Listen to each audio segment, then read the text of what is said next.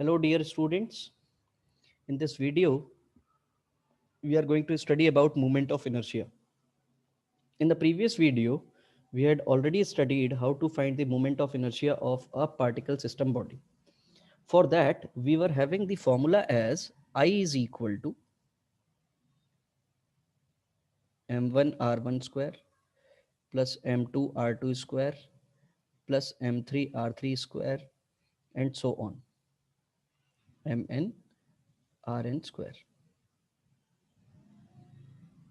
All these distances r1 r2 r3 are the distances from the axis of rotation. So suppose now we are having the we need to find the moment of inertia of continuous mass distribution. Continuous mass distribution. What we have to do is we are having a body over here and this body is rotating about this axis. So if I'll select a element of dm mass over here and its distance from the axis of rotation is x, so how I can write the moment of inertia for this? So for this di will be equal to dm into what is the distance x square. ऐसे ही हमें multiply करना है, m को x square के साथ multiply कर देना है. तो अगर मैं m को x स्क्वायर के साथ मल्टीप्लाई कर दूं तो i जो मुझे यहाँ पर मिलेगा i will be equal to integration of dm into x square. ऐसा ही रिजल्ट मुझे देखने को मिलेगा. इसी का मैं इंटीग्रेशन कहाँ से कहाँ कर दूं, किसी एक पर्टिकुलर लिमिट से पर्टिकुलर लिमिट तक अगर मैं इसका इंटीग्रेशन कर दूं तो मुझे पूरी की पूरी बॉडी का मोमेंट ऑफ इनर्शिया मिल जाएगा. So we were having three types of mass distributions. We already studied, that is linear mass distribution, surface mass distribution and volume mass distribution. So here we have to select the element according to their distributions. मतलब अगर मान लीजिए मेरे पास कोई एक ring है तो इस रिंग का पूरा मास कहाँ डिस्ट्रीब्यूटेड है बेटा, लेंथ के अलोंग डिस्ट्रीब्यूटेड है. तो यहाँ पर जो भी एलिमेंट में सेलेक्ट करूंगा वो लीनियर एलिमेंट सेलेक्ट करूंगा. तो ये रिंग का केस हो गया आपका. डिस्क के केस की बात होगी अगर मान लीजिए, तो डिस्क के केस में जो भी मुझे एलिमेंट सेलेक्ट करना पड़ेगा दैट एलिमेंट विल बी, उसका हमें एरिया देखना पड़ेगा, जो भी एरिया होगा हमारा. तो यहाँ पर जो भी आप एलिमेंट सेलेक्ट करेंगे वो एक स्ट्रिप के फॉर्म में सेलेक्ट करेंगे. ठीक. अगर यही सिलेंडर का केस हो जाएगा तो सिलेंडर के केस में हम लोग कैसे डिस्ट्रीब्यूशन देखेंगे, वॉल्यूम डिस्ट्रीब्यूशन है. तो यहाँ पर जो भी एलिमेंट आप सेलेक्ट करेंगे वो वॉल्यूमेट्रिक डिस्ट्रीब्यूशन के अकॉर्डिंग सेलेक्ट करेंगे. मतलब ये एलिमेंट मेरा हो जाएगा with thickness dx, with thickness इसकी dx हो जाएगी, इसकी जो लेंथ होगी दैट विल बी x. मतलब तो सिंपल सी बात, आपको एरिया इनटू हाइट वो आपको क्या मिल जाएगा, वॉल्यूम मिल जाएगा. तो इन सारे के सारे मोमेंट ऑफ इनर्शिया को निकालने के लिए मोमेंट ऑफ इनर्शिया हर एक एक्सिस के अबाउट अलग अलग होगा. मोमेंट ऑफ इनर्शिया मतलब मोमेंट ऑफ मास. तो सिंपल सी बात, अगर मैं इसको इस एक्सिस के अबाउट रोटेट कराऊंगा तो मुझे अलग तरीके का रोटेशन देखने को मिलेगा मास का. इस वाली एक्सिस के अबाउट कराऊंगा तो अलग डिस्ट्रीब्यूशन, अलग तरीके का रोटेशन मुझे देखने को मिलेगा. तो हर एक एक्सिस के अबाउट जो मुझे मोमेंट ऑफ इनर्शिया देखने को मिलेगा वो अलग अलग मिलेगा. तो हर एक एक्सिस के लिए मोमेंट ऑफ इनर्शिया फाइंड करने के लिए we are having two theorems. नंबर one is parallel axis theorem. What this axis says, मान लीजिए मेरे पास कोई एक बॉडी है और इस बॉडी का सेंटर ऑफ मास ये है. तो ऑब्वियस ही बात है इस बॉडी का जो भी सेंटर ऑफ मास के थ्रू मुझे कुछ ना कुछ मोमेंट ऑफ इनर्शिया मिल रहा होगा. इसी के पैरेलल अगर मैं कोई दूसरी एक्सिस के अबाउट मोमेंट ऑफ इनर्शिया अगर मैं निकालने की कोशिश करूं और इनके बीच में अगर मैं सेपरेशन d का मान लूं तो मुझे इस वाली एक्सिस के अबाउट मोमेंट ऑफ इनर्शिया निकालना है. तो ये थ्योरम क्या बोलती है, this theorem says moment of inertia about any axis is equal to the moment of inertia of a parallel axis through its center of mass. Most important बात, वो center of mass से पास करनी चाहिए. मतलब I will be equal to ICM plus the product of mass of the body. Suppose the mass of the body is m and it should be multiplied with the separation between them, यानी कि d square. So this is the theorem कि अगर कोई भी parallel axis है उस parallel axis के about अगर मुझे मोमेंट ऑफ इनर्शिया निकालना है तो मैं इस तरीके से मोमेंट ऑफ इनर्शिया निकाल सकता हूं. अब देखो सिंपल सी बात कि अगर मुझे मान लीजिए मोमेंट ऑफ इनर्शिया जो है वो निकालना है किसके लिए, moment of inertia suppose ICM के अबाउट निकालना है, और ICM के अबाउट अगर मुझे निकालना है, सपोज इस पार्टिकल के लिए मुझे मोमेंट ऑफ इनर्शिया निकालना है, तो इस पार्टिकल का मैंने मास कितना मान लिया, फॉर एग्जांपल m मान लिया, और इसका जो सेपरेशन है वो मैंने x मान लिया। तो इस वाली एक्सिस से जो मुझे मोमेंट ऑफ इनर्शिया मिलेगा इस पर्टिकुलर पार्टिकल का, वो कितना मिलेगा, ICM will be equal to m into x square, ऐसे ही लिखेंगे हम लोग। अगर मुझे उस वाली एक्सिस के अबाउट, जिस एक्सिस के अबाउट मुझे मोमेंट ऑफ इनर्शिया चाहिए, इसके अबाउट अगर इसी पार्टिकल का मैं मोमेंट ऑफ इनर्शिया लिखूंगा, तो इसके डिस्टेंस कितनी है from this axis, this is x plus D, और अगर ये x प्लस डी है तो m x प्लस डी का होल स्क्वायर हो जाएगा। अगर मैं यहां पर इसको ओपन करूं तो I will be equal to m x square plus d square plus 2xt, ऐसा ही देखने को मिलेगा। So I will be equal to m x square plus m d square plus 2 times of m x d, ऐसा ही relation देखने को मिलेगा। m इंटू एक्स अगर हम देखें तो कुछ पार्टिकल्स मेरे यहाँ पर होंगे, कुछ पार्टिकल मेरे वहाँ पर दूसरी साइड में होंगे, तो सिंपल सी बात है, उसको बैलेंस कर रहे हैं हम लोग किसी एक सेंटर ऑफ मास के अबाउट, तो सिंपल सी बात m इंटू एक्स, कुछ पॉजिटिव वैल्यू कुछ नेगेटिव वैल्यू, तो ये वैल्यू मेरी क्या हो जाएगी बेटा, 0 हो जाएगी। सो I for this particle will be m x square plus m d square देखने को मिलेगा, और m एक्स स्क्वायर देखो आपका किसके बराबर था, ICM के बराबर, and this is m d square, और m तो यहाँ पर पार्टिकल था, अगर मान लीजिए होल बॉडी होगी तो I will be equal to क्या हो जाएगा, ICM plus m d square. Capital M अगर मैं इसका मास मान रहा हूं तो पूरी की पूरी बॉडी के लिए मुझे moment of inertia ICM plus m d square. अब हम सोच रहे होंगे कि ICM कैसे निकलेगा, तो वो हमें आगे वीडियो में पता चलेगा कि ICM हम लोग कैसे निकालते हैं। दूसरी थ्योरम है अपने पास परपेंडिकुलर एक्सिस थ्योरम, और परपेंडिकुलर एक्सिस थ्योरम क्या कहती है, it states that if Ixx and Iyy be the moment of inertia of the plane section about two perpendicular axes meeting at point O, किसी एक point के about दो axis मिल रही हैं, एक Ixx और एक Iyy, तो moment of inertia z axis जो कि परपेंडिकुलर है प्लेन के, बॉडी के प्लेन के परपेंडिकुलर एक्सिस कौन सी है, this body is lying in xy plane, body is in XY plane, तो XY प्लेन के परपेंडिकुलर कौन सी एक्सिस होगी, Z एक्सिस होगी।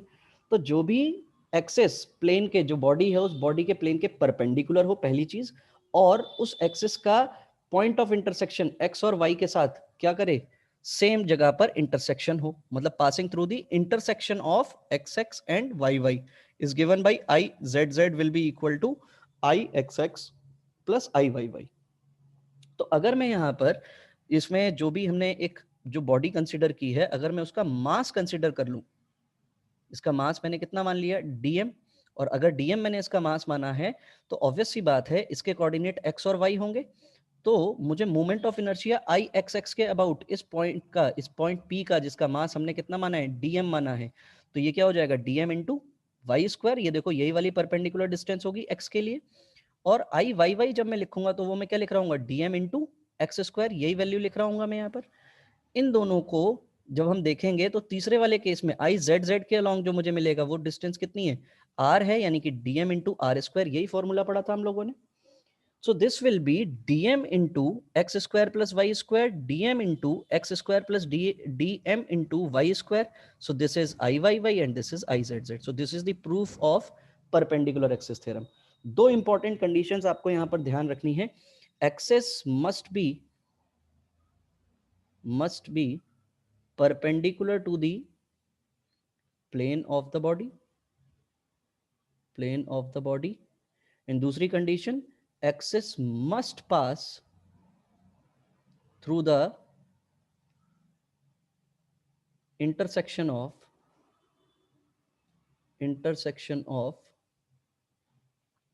the two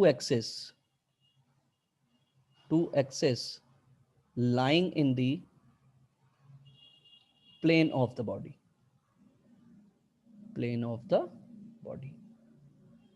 ठीक, and all three axes must be perpendicular to each other, ये सब एक दूसरे के क्या होनी चाहिए, परपेंडिकुलर होनी चाहिए, तभी आप क्या कर सकते हैं, परपेंडिकुलर एक्सिस थ्योरम फाइंड कर सकते हैं। यहां पर सेंटर ऑफ मास से पास करे या ना करे उससे कोई फर्क नहीं पड़ेगा, बस ये 3 कंडीशंस आपको ध्यान रखनी है। तो देखते हैं कि मोमेंट ऑफ इनर्शिया किसी भी सेंटर ऑफ मास के अबाउट आप कैसे निकाल सकते हैं। सबसे पहला केस, अगर मान लीजिए मेरे पास ये एक रिंग है और इस रिंग का मुझे मोमेंट ऑफ इनर्शिया निकालना है इसके सेंटर ऑफ मास। भाई रिंग का मोमेंट ऑफ इनर्शिया कहाँ होगा? जहां पर इसका सेंटर होगा वहीं पर इसका मोमेंट ऑफ इनर्शिया होगा। मतलब मैं ICM के अबाउट निकालने की कोशिश कर रहा हूँ। यहाँ पर जो मेरा फॉर्मूला है वो फॉर्मूला क्या है? Integration of x square into DM, यही है मेरे पास फॉर्मूला। तो मुझे किसी भी तरीके से डीएम फाइंड कर लेना है। कैसे हम डीएम फाइंड करेंगे देखिएगा। अगर यहाँ पर इसकी लेंथ जो है पूरी की पूरी रिंग की वो 2πr होगी, इसका मास हमने कितना माना है? m। तो 1 यूनिट होगा तो इसका मास कितना होगा? m/2πr। और ये जो एलिमेंट है, this element must be linear. जैसा आपके मास का डिस्ट्रीब्यूशन वैसे ही आपका एलिमेंट होना चाहिए। तो dx लेंथ का जो मास होगा वो कितना हो जाएगा? m/2πr into dx। ये मेरे को क्या मिल गया? ये मुझे dm मिल गया। और एक बार जब मुझे डीएम मिल जाएगा तो डीएम मिलने के बाद कुछ नहीं करना है। एक्स स्क्वायर की जगह पर देखो ये डिस्टेंस कितनी दूर है, ये एक्सेस ऑफ रोटेशन से आर दूर है, यानी कि आर स्क्वायर इंटू डीएम की जगह आप क्या लिख देंगे? m/2πr into D X. R से आर कैंसिल हो जाएगा, so this will be integration of mr/2π into D X. Limit कहाँ से कहाँ लग जाएगी? 0 से r तक। So I will be equal to m r upon 2π। Limit कहाँ से कहाँ लगेगी? 0 से लेकर 2πr तक। So it will be x will be the integration from 0 to 2πr. So I will be equal to mr upon 2π into 2πr. So 2πr will get cancel out. So moment of inertia of a ring will be mr square about its center of mass. तो अब देखो centre of मास के about हम लोगों ने निकाल लिया moment of inertia. अब मान लीजिए कोई मुझे बोलता कि इसके टेंजेंशियल जो कि परपेंडिकुलर हो इसके अबाउट मोमेंट ऑफ इनर्शिया निकालिए। तो कौन सी थ्योरम लग जाएगी? यहाँ पर देखो दोनों एक्सेस पैरेलल हैं तो पैरेलल एक्सेस थ्योरम लगेगी। तो इसके अबाउट टेंजेंट अगर मुझसे कोई पूछेगा तो कैसे निकाल लेंगे? About tangent. So it will be I will be equal to ICM plus MD square, यही अपना फॉर्मूला होता था। So I will be ICM तो मुझे पता है दैट इज MR स्क्वायर, और ये इन दोनों के बीच में सेपरेशन भी कितना है? R का ही है, यानी कि it will B 2mr square, यानी कि ये मेरा मोमेंट ऑफ इनर्शिया हो गया अबाउट टेंजेंट। अगर मान लीजिए कोई डायमीटर के अबाउट निकालने को बोलता, अबाउट डायमीटर, तो डायमीटर के केस में देखो ये एक डायमीटर होगा, एक और अगर मैं डायमीटर बिल्कुल इसके परपेंडिकुलर बना लूँ तो ऐसा ही डायमीटर होगा। इसके अबाउट मुझे मोमेंट ऑफ इनर्शिया पता है कितना है? MR square. तो ये ID, तो IZZ जो भी परपेंडिकुलर एक्सेस थी वो किसके बराबर था? IXX प्लस IYY था। ये हमने परपेंडिकुलर एक्सेस थ्योरम लगा दी। तो IZZ के अबाउट तो आपको मोमेंट ऑफ इनर्शिया पता है that is MR square. IXX के अबाउट आपको ID मिल रहा है, और IY क्योंकि कितने भी आप डायमीटर बना दीजिए, यानी कि 2ID will be equal to MR square. So ID की वैल्यू कितनी हो जाएगी यहाँ पर? It will be half MR square, ये वैल्यू हो जाएगी आपकी। So this is about how to find the moment of inertia of a ring. Next case देखते हैं हम लोग, moment of inertia of a disk. In this case also we have to select the element according to area wise distribution. तो हमने क्या काम किया? देखो इसी तरीके के अगर मैं स्ट्रिप्स कट करते चले जाऊं तो ये पूरी की पूरी डिस्क बन जाएगी।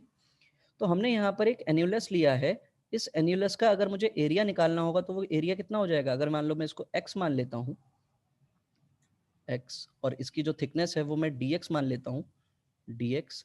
सो dA will be equal to 2πx into dm, ऐसा ही देखने को मिलेगा मुझे, क्योंकि यहाँ पर कैसा डिस्ट्रीब्यूशन है? मास अपॉन एरिया वाला डिस्ट्रीब्यूशन है। तो यहाँ पर जब एरिया पाई आर स्क्वायर है तो इसका मास हमने कितना माना? m। जब 1 यूनिट होगा तो कितना हो जाएगा? m upon pi are square. और अगर यही चीज 2πx इंटू डी एक्स हो जाएगा तो यहाँ पर आपको m कितना मिलेगा? m upon pi are square into 2πx into D X. Pi से पाई कैंसिल हो जाएगा, so it will be 2m upon R square into X into D X. ऐसा ही रिलेशन देखने को मिलेगा। तो वही काम किया हमने यहाँ पर, ये देखो इंटीग्रेशन कर रहे हैं हम लोग और dm की जगह पर हमने ये वाली वैल्यू प्लेस कर दी। इसकी distance from the axis centre of मास कितनी है, x है, तो वही x स्क्वायर हमने यहाँ पर प्लेस किया। इसको इंटीग्रेट करते चले गए और कहाँ से कहाँ तक पूरी डिस्क कवर हो जाएगी, 0 से लेकर r तक अगर मैं इसका इंटीग्रेशन करूंगा तो ये डिस्क कवर हो जाएगी, यानी कि i की वैल्यू कितनी आ गई, mr²/2 मिल गई मुझे। तो कुल मिलाकर के मुझे moment of inertia of a disc निकालना आया about its centre of mass. अब सेम वही टेंजेंट के अबाउट अगर निकालने को बोलेगा या डायमीटर के अबाउट निकालने को बोलेगा या कोई भी एक्सिस, मतलब ये जो एक्सिस है ये बिल्कुल परपेंडिकुलर है इसके, मतलब इनटू दी आपकी स्क्रीन जा रही है एक्सिस, तो उसके पैरेलल अगर कोई भी एक्सिस होगी तो उसके लिए पैरेलल एक्सिस थ्योरम, उसके अगर परपेंडिकुलर होगी तो परपेंडिकुलर एक्सिस थ्योरम अप्लाई करके आप बाकी मोमेंट ऑफ इनर्शिया भी फाइंड कर सकते हैं। अगला केस देखते हैं, that is moment of inertia of a cylinder. अगर मैं यहाँ पर सिलेंडर की बात करूँ तो यहाँ पर एलिमेंट कैसे सिलेक्ट करना पड़ेगा, वॉल्यूमेट्रिक डिस्ट्रीब्यूशन सिलेक्ट करना पड़ेगा। तो यहाँ पर जो ये सिलेंडर है, सिलेंडर की लेंथ L है और यहाँ पर ये हमने dx मान लिया और ये भी हमने x मान लिया। तो सिंपल सी बात, जब इसका वॉल्यूम πr² L है तो इसका मास कितना हो गया m, तो एक यूनिट का मास कितना हो जाएगा m/πr² L। तो जो भी आपका ये एलिमेंट है, जो आपने एलिमेंट सेलेक्ट किया है, इसका अगर आप वॉल्यूम देखेंगे तो देखो 2πx × dx तो इसका एरिया हो जाएगा और इसको किससे मल्टीप्लाई कर दिया जाए, L से मल्टीप्लाई कर दिया जाए, यानी कि 2πx × dx × L। इसका मास कितना हो जाएगा m/πr² L × 2πx × dx × L। सो L से L कैंसिल, पाई से pi cancel, so it will B 2m/r² × x × dx। ये मुझे क्या मिल जाएगा, ये मुझे dm मिल जाएगा। एक बार मुझे ये dm मिल गया तो बस dm की जगह पर आप ये वाली वैल्यू प्लेस करेंगे और उसका इंटीग्रेशन कर देंगे। तो देखिए ये यहाँ पर इंटीग्रेशन किया गया तो इसका about the axis passing through it centre of मास आपको रिलेशन क्या मिल जाएगा, mr²/2। मतलब वही फॉर्मूला आपको अप्लाई करना है कि I is equal to integration of x² × dm। तो I will be equal to x ही है डिस्टेंस, तो x इंटू dm की जगह पर आप क्या लिख दीजिए, 2m/r² इंटू x² था ये, इंटू x इंटू dx, और लिमिट क्या लग जाएगी आपकी, limit will be from 0 to r। अगर आप इसको इंटीग्रेट करेंगे तो यहाँ से आपको I की वैल्यू जो मिलेगी वो ½ mr² मिल जाएगी।